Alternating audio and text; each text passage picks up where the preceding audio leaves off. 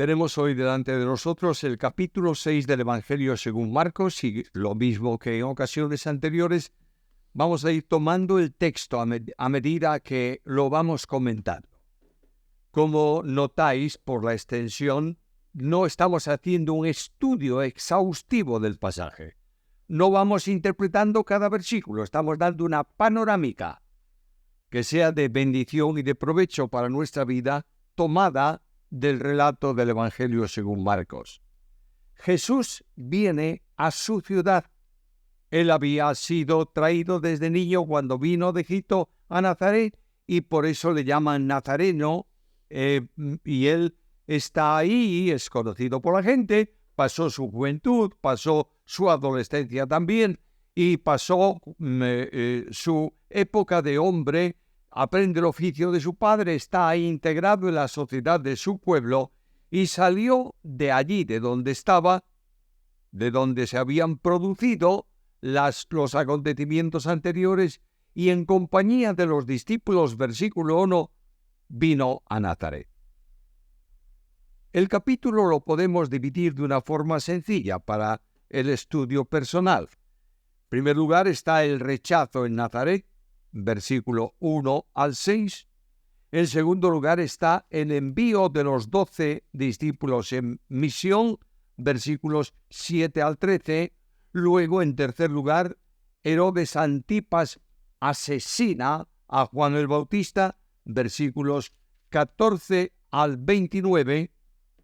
Está a continuación el testimonio de los 12 que Cristo había enviado a predicar el Evangelio, versículos 30 y 31, y después una serie de milagros de Jesús con los que se cierra este capítulo. La alimentación de los 5.000, versículos 32 al 44, el Señor que camina sobre el mar, versículos 45 al 52, y finalmente la curación de muchos enfermos, versículos 53 al 56. Cristo entra en Nazaret y, como era su costumbre, el sábado va a la sinagoga. Y cuando está en la sinagoga, se le encomienda o él toma el privilegio de hablar. Y el ministerio, el mensaje de Jesús es de tal dimensión que los que le escuchaban, versículo 2, estaban asombrados. Y hay una pregunta que revela el corazón de aquellos. ¿De dónde le viene esto? Es decir, ¿en dónde estudió? ¿En dónde se formó para hablar de esta manera? Y además de esto, ¿de dónde tiene la sabiduría que está manifestando? Y además, ¿cómo es posible que con sus manos de carpintero haga tantos milagros?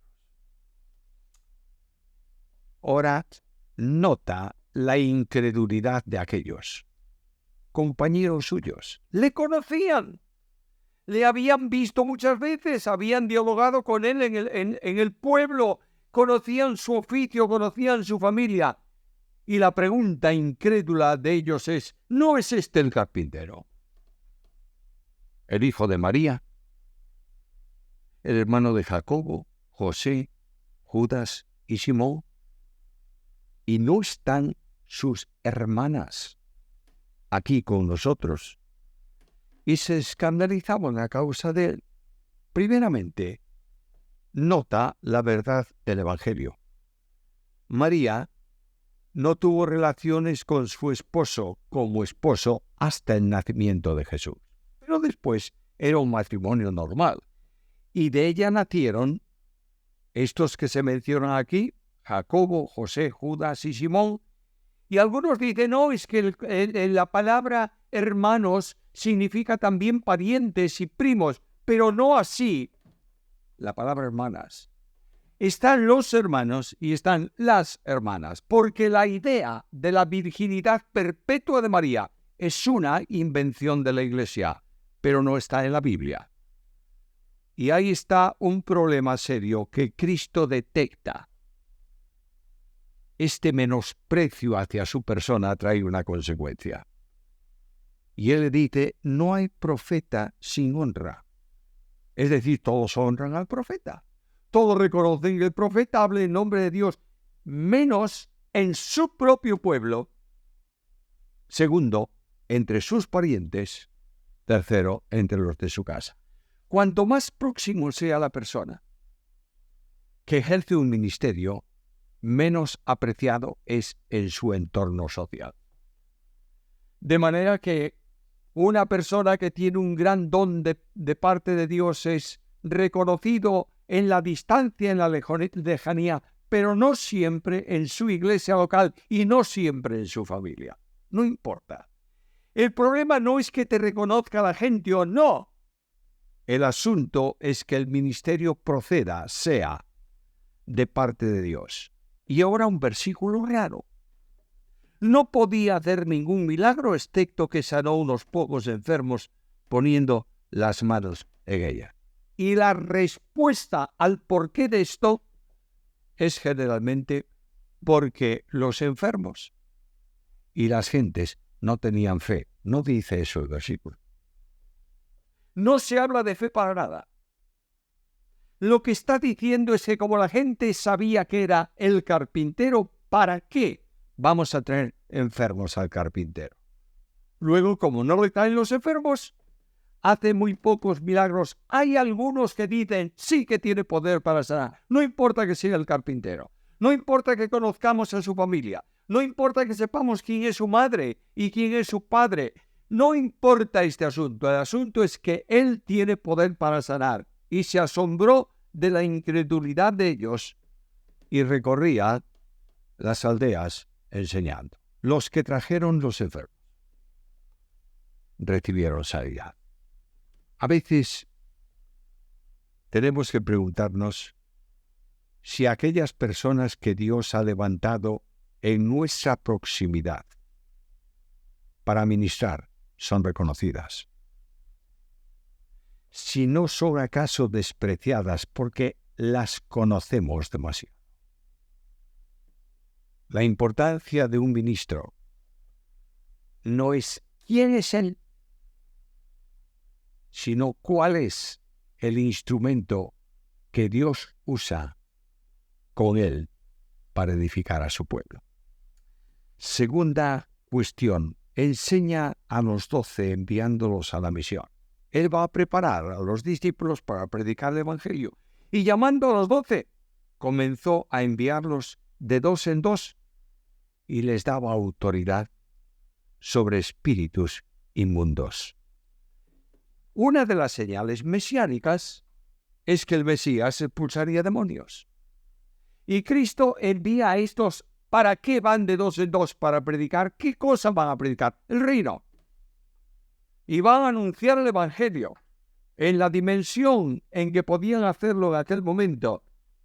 Y el respaldo de que Jesús, a quien ellos anuncian como el Hijo de Dios enviado al encuentro de los hombres, opera milagros por su autoridad a través de la palabra de ellos. Y les encarga a estos que predican las buenas nuevas dependencia absoluta del que lo envía. Que no tomen nada para el camino, excepto un bastón, que no tomen pan, ni alforja, ni dinero, sino calzados simplemente con unas sandalias, y que no lleven 2 vestidos, porque Él va a proveer para ellos. Aquí tengo que encontrar yo una lección siempre difícil de aprender. Aquel a quien Dios llama al ministerio no depende de los hombres, depende de Dios. Cuando tiene un problema que resolver de cuestión económica, de cuestión financiera, de cuestión alimenticia, de cuestión de vestir, tiene que recurrir a aquel que le ha llamado a la obra. La Iglesia no llama a nadie, es el Señor que lo hace. Esto no significa que la Iglesia no tenga una tremenda responsabilidad de sostener, de alimentar, de cuidar a aquellos que enseñando la palabra y predicando el Evangelio viven dependiendo del Señor. La Iglesia tiene la responsabilidad de dar a esta gente el sueldo, el sustento, el salario, dice Pablo, necesario para poder vivir. Pero el obrero depende del Señor y ministra en su nombre y para su gloria. De modo que donde ellos iban, predicaban, echaban fuera demonios y sanaban a muchos enfermos. Aquí hay, versículo 13, la unción con aceite. No es el signo que la Iglesia tradicionalmente acostumbra a poner un poquito de aceite en la cabeza y hacer una oración o una expresión para sanar a esas personas. Lo que significa el texto es que a los que estaban debilitados le daban unas fricciones con aceite para recuperar su musculatura, y muchos enfermos y muchas personas eran sanas. Marcos hace un corte y llega a Jesús las noticias de cómo Herodes, que se hizo célebre porque había hecho prisionero a Juan el Bautista, y lo hizo prisionero, versículos 14 en adelante, lo hizo prisionero para sacarlo de en medio, porque él le decía al rey: no es lícito que tú tengas como mujer a la mujer de tu hermano. Era una situación pecaminosa. Y el rey, con su autoridad despótica, prende al profeta para que no pregone esto por los lugares por donde él pasaba. Y de pronto, Herodes se entera de los milagros de Jesús. ¿Y qué piensa este? Versículo 16. Al enterarse Herodes, decía: Juan, al que yo decapité, ese ha resucitado. Y viene la descripción de por qué Juan estaba en la cárcel, acabo de mencionarla, y todo lo que se produjo hasta la entrega asesina de la cabeza de Juan a aquella mujer que la había solicitado. Un problema aparente. El hombre que había llamado al arrepentimiento y predicado el reino muere decapitado. Y decimos, bueno, ¿y ahora qué? Ahora nada. El Evangelio sigue siendo anunciado por medio de Jesús. Y Marcos habla del resultado de la misión de los 12, versículos 30 y 31. Los apóstoles se reunieron con Jesús, le contaron lo que habían hecho. Y entonces Jesús les dice: bueno, habéis recorrido las ciudades, las aldeas, habéis cumplido la misión, venid aparte a un lugar solitario y descansad un poco, porque eran muchos los que iban y venían, y ellos no tenían tiempo conveniente ni aún para comer. Tengo que aprender algo más aquí en este versículo, en estos versículos. Dios llama a la obra, al ministerio, no importa cuál sea, no para matar a la persona de cansancio, sino para que sea un ministerio eficaz que comprende también el descanso. La idea de que no podemos parar de hacer cosas porque eso no es servir a pleno tiempo al Señor es una notable equivocación. El ministro, el pastor en la iglesia, el maestro, no importa lo que sea, tiene que dedicar tiempo al descanso. No hay peor cosa que saturar la vida con asuntos que impiden descansar. Hay una palabra aquí en España, por lo menos, que es: me he quemado, es decir, estoy agotado, no tengo fuerzas para nada. Y Cristo dice: vamos a descansar. El descanso es necesario. El activismo es pecado. La actividad es natural, siempre que reúna y comprenda las cosas que Dios tiene establecidas y determinadas para cada uno. Y Marcos cierra el pasaje hablando de poder, los milagros de Jesús. Y el primer milagro que menciona es la alimentación de 5.000. Cristo en la barca, fue a ese lugar aparte. Mirad lo que dice aquí el texto anterior: venid a un lugar solitario y descansad un poco. Y marchan en la barca a un lugar solitario. ¿Y qué ocurre? La gente lo vio marchar. ¿Qué hicieron? Fueron por el camino del entorno y llegaron antes que ellos al otro lado del lago. De modo que cuando desembarcan, ¿qué hay allí? Una multitud. Ahora nota algo interesante en este versículo. Jesús sale, vio una gran multitud, versículo 34, ¿y qué ocurrió? ¿Qué produjo la multitud en Cristo? Tuvo compasión. Sintió un afecto especial por ellos porque para Jesús eran como ovejas que no tienen pastor y comenzó a enseñarles muchas cosas. Y la hora avanza y el día termina y el lugar es solitario. ¿Y qué ocurre? Mientras que para Cristo la multitud era como ovejas que no tienen pastor, para los 12 era un problema que había que resolver. Déjalos marchar, termina de una vez, no sigas enseñando, porque están en una situación difícil. Y Cristo le dice, ¿por qué se van a marchar? ¿Cuál es la razón? Dadles vosotros de comer. Versículo 37. Y ahí el matemático de turno, tal vez fue Mateo, acostumbrado a los impuestos, no importa quién, dice, vamos a ver, para dar de comer a esta multitud, ¿qué necesitamos? El sueldo de 200 personas. Que tomemos 200 denarios y les demos de comer. Versículo 37. Y Cristo les mira. Dice, no termináis de aprender que yo tengo todo el poder. ¿Qué es lo que tenéis para darles? Solamente unos panes y unos peces. No es nada. 5 panes y 2 peces. Y Cristo dice, bueno, ya tenéis para darles de comer.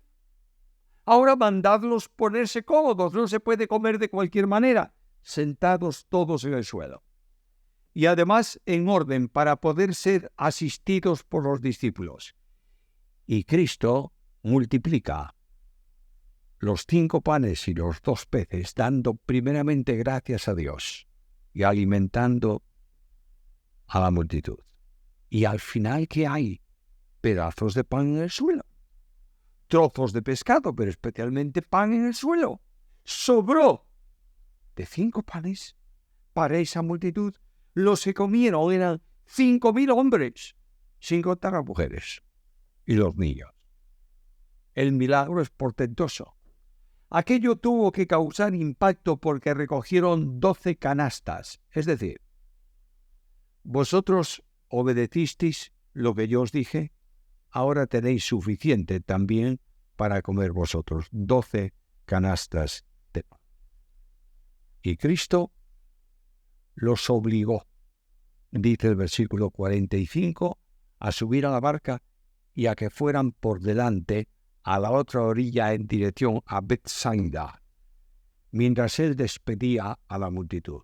No la despidió antes de darles de comer. Dio de comer y luego los despidió. Y después de despedirse de ellos, ¿qué es lo que hizo Jesús? Lo que tú y yo tendríamos que hacer más a menudo. Se fue al monte a orar. El diálogo entre el siervo y el Señor, entre el Hijo y el Padre, se produce como ejemplo para nosotros. Dedicamos mucho tiempo a hacer cosas, pero no dedicamos tanto tiempo a orar. Cristo nos enseña esto. Y de pronto el mar se vuelve tormentoso, se levanta el temporal, y mientras están ellos en este fatigoso remar contra el viento, ven que Cristo camina por el mar y viene a ellos y comienza a gritar porque pensaban que era un fantasma. ¡Qué encuentro más tremendo! Y Cristo le dice, ¿por qué? Versículo 50, al final, tened ánimo, yo soy, no temáis. Ahora nota esto. Cristo subió a la barca donde estaban ellos y amainó el viento. Solo hay calma en la barca de la iglesia o en la barca de la vida cuando Cristo está en ella. No hay posibilidades de calmar el turbión violento, el temporal. No hay posibilidad alguna por los hombres que manejan el remo. Estoy hablando simbólicamente de la iglesia. Solo cuando Jesús ocupa el lugar en la barca, se calma el temporal.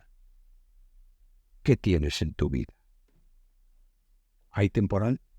No importa cuál sea. ¿Hay inquietud? No importa cuál sea. ¿Estás preocupado como líder porque la iglesia no marcha? No importa cuál sea el problema. El secreto del éxito está en decir a Cristo, Cristo, Señor mío, te necesito. Y Pablo dice, todo lo puedo en Cristo que me fortalece. Termina Marcos el relato.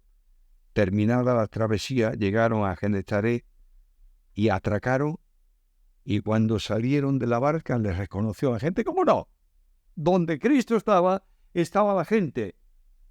Y recorrieron apresuradamente toda la comarca y comenzaron a traer los enfermos en sus camillas, donde quiera que oían que estaba Él. A donde Él iba, iban los necesitados para ser curados, para ser sanados. Y donde quiera que entraba, en aldeas, ciudades o alquerías, es decir, casas aisladas, un grupo pequeño de casas en medio del campo, le rogaban que les permitiera tocar siquiera el borde de su manto. Y cuantos lo tocaban, quedaban sanos.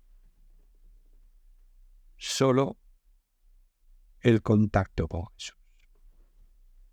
Solo cuando Cristo se hace dimensión de poder en tu vida, puedes tener la sanidad espiritual. Incluso también la sanidad física, ¿por qué no? Eres el Dios omnipotente. Va a responder a tu petición como Él quiera, pero lo que sí tengo claro es que vas a sentir la tremenda paz de su presencia que alienta tu vida y restaura tu necesidad. Que Dios nos permita en estas sencillas reflexiones del Evangelio según Marcos descubrir al Cristo vivo, no al Cristo de la teología, sino al Cristo que funciona y que está en nosotros, que se hace nuestro camino, luz para el camino, que es la única verdad y es también la única dimensión de vida. A Él sea la gloria.